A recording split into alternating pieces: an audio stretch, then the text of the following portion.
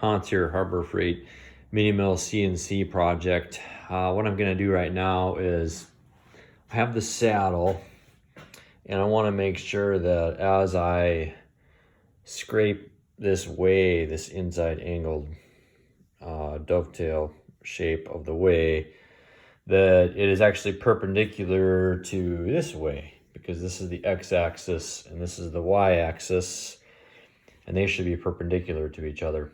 So I determined by measurements that the base where the saddle is sitting is parallel to this dovetail. So let me set this on the granite.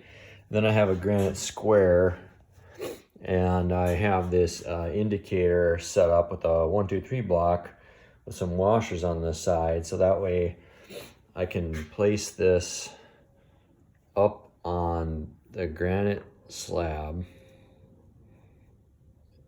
and get it tucked in there. And as I go up and down, I can measure the reading on that indicator. It's underneath and it's hard to show in the video, but that's what I'm doing, but not with one hand because I'm holding the camera.